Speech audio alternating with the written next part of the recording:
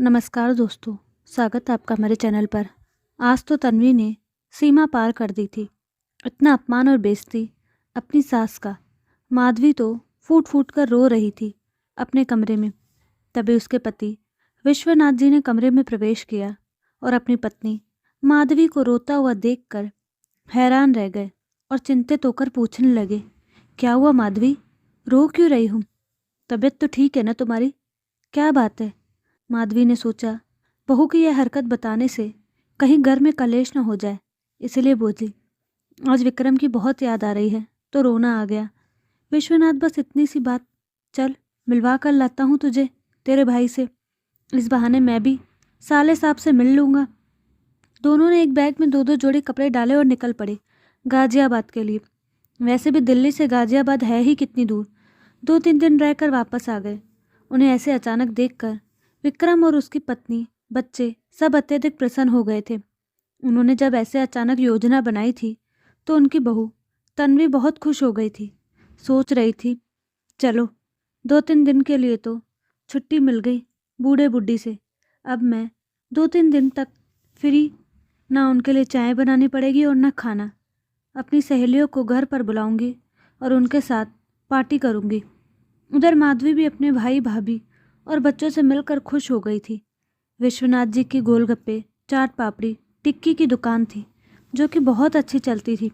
वह दुकान अब उनका बेटा अर्जुन चला रहा था, यानी कि तन्वी का पति। सचमुच वह विवाह के बाद तन्वी का पति ही बनकर रह गया था, माता पिता का बेटा नहीं। तन्वी जब सास ससुर का अपमान करती थी तो उसे डांटना तो दूर, रोकता भी नहीं था। न जाने ऐसा क्यों हो गया था। माधवी भाई की आंख से आने के बाद एकदम नॉर्मल थी, मानो पहले वाली बातें भूल गई हो। लेकिन आज जब तन्वी ने विश्वनाथ जी का अपमान किया तो माधवी जी सहन न कर सकी। दरअसल हुआ यूं कि माधवी विश्वनाथ जी को चाय देकर सब्जी खरीदने चली गई और वहां उन्हें थोड़ा ज़्यादा समय लग गया। तब विश्वनाथ जी ने बहू से कहा, बहू समय हो गया है, नाश्ता दे दो क्योंकि मुझे दवाई लेनी है। तन्वी बुड़बुड़ाने लगी, मुझे तो नौकरानी समझ रखा है इन दोनों ने। अपने बच्चों को देखूं या इनकी सेवा करूं? बूढ़ा अपनी पत्नी से तो कुछ कहता नहीं, मेरे ऊपर ऑर्डर चलाता रहता है। जान खा गया है मेरी, न जाने कब मरेगा। ये सब कुछ माधवी ने अपने कानों से सुना क्योंकि वह सब्जी का थैला रखने रसोई में आ गई थी। माधवी जोर से चिल्लाई, तन्वी क्या बोला तुमने अभी? कुछ तो शर्म कर। तेरे पापा के साथ भी ऐसा हो सकता है कल। करनी का फल यहीं पर मिलता है। तन्वी बदतमीजी से बोली, मेरे पापा भाभी पर ऑर्डर नहीं चलाते। माधवी, क्या ऑर्डर चलाया था तुझ पर? मैं सब्जी लेने गई थी इसलिए तुझसे नाश्ता मांगा था ना बस, और तू बदले में उनकी मौत की कामना कर रही है। तभी अर्जुन आया। बस करो माँ, जब देखो चिल्लाती रहती हो, हर बात में किटकिट किटकिट करती हो। माधवी को गुस्सा आ गया और उसने कहा, मैं किटकिट किटकिट करती हूँ? तुझे पता है इसने तेरे पापा को क्या बोला है? अर्जुन, हाँ हाँ पता है। क्या इसके बोलने से पापा सचमुच मर? माधवी ने चिल्लाकर कहा, हाँ हाँ बोल, पूरा वाक्य बोल। बेशरम, बहुत सहन कर लिया हमने, अब तुम दोनों के साथ हमारा गुजारा नहीं।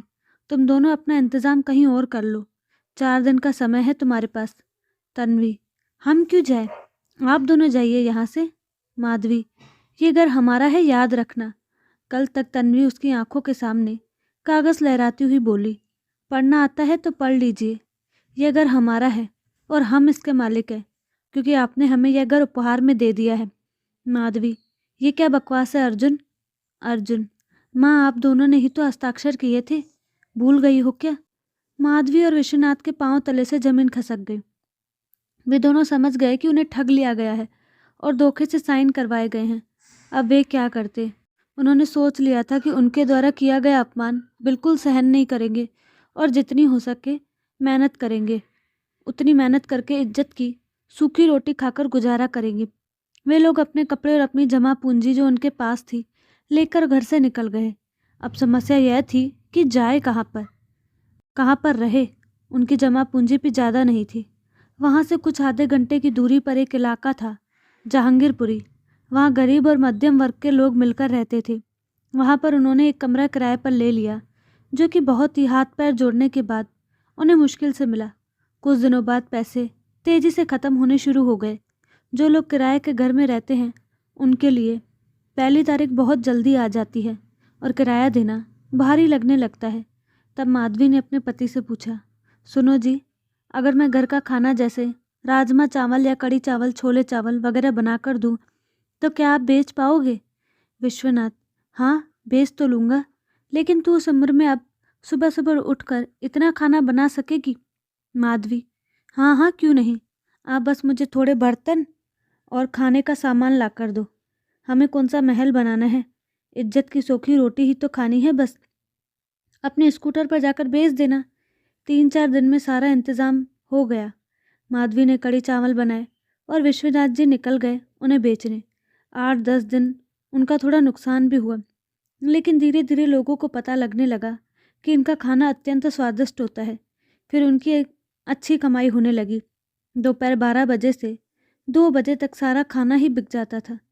फिर एक बार इत्तेफाक से एक वकील साहब उनके यहाँ खाना खाने आए और बातों बातों में वैसे ही पूछ लिया, आप यहाँ पर खाना क्यों बेच रहे हैं अंकल? आपकी तो अपनी दुकान थी ना, चाट पापड़ी की। विश्वनाथ जी हैरान हो गए और उनसे पूछने लगे, आप कौन हो बेटा, मुझे कैसे पहचानते हो? उस वकील ने कहा, अंकल लगता है आपने मुझे पहचाना नहीं। मैं अर्जुन का दोस्त प्रतीक हूँ। अर्जुन कैसा है, शादी वादी हो गई या नहीं? तब विश्वनाथ जी की आंखों में आंसू आ गए और उन्होंने प्रतीक को घर ले जाकर पूरी बात बताई। प्रतीक ने कहा, क्या आपको अपना घर वापस चाहिए? विश्वनाथ, क्या ऐसा हो सकता है? पर हमने तो धोखे में आकर साइन कर दी थी। प्रतीक, हाँ हो सकता है। यदि ऐसी परिस्थिति हो कि बच्चे माता पिता को अकेला छोड़ देते हैं और उनकी देखभाल नहीं करते, तो माता पिता संपत्ति वापस ले सकते हैं, या फिर गिफ्ट डीड में निहित शर्तों का पालन बच्चे ना कर रहे हो और उल्लंघन कर रहे हो, लेकिन केस करने के लिए आपको और आंटी जी को मन पक्का और कठोर करना पड़ेगा। आप भावुक होकर फैसला नहीं लेंगे तभी मैं कुछ कर पाऊंगा। दोनों ने कहा, ठीक है। प्रतीक ने अर्जुन पर केस किया और यह साबित किया कि वह माता पिता की देखभाल नहीं कर रहा। इसके बहुत सारे सबूत भी पेश किए। हालांकि तन्वी ने अपनी चतुराई दिखाने और मक्खनबाजी करने की कोशिश की, लेकिन उसकी एक न चली। विश्वनाथ और माधवी को उनके घर वापस मिल गया और कोर्ट ने यह भी फैसला सुनाया कि अर्जुन हर महीने माता पिता को घर खर्च भी देगा। अब अर्जुन और तन्वी को समझ में आ रहा था कि किराए के घर में रहना क्या होता है। अर्जुन ने तन्वी को खूब डांटा और कहा, आगे से अपनी गंदी जुबान बंद रखना, वरना दुकान भी हाथ से चली जाएगी और हमें भीख मांगनी पड़ेगी। तो दोस्तों, आपको कहानी कैसे लगी अपनी राय कमेंट बॉक्स में ज़रूर दें और साथ ही हमारे चैनल को लाइक शेयर सब्सक्राइब करना ना भूलें। धन्यवाद।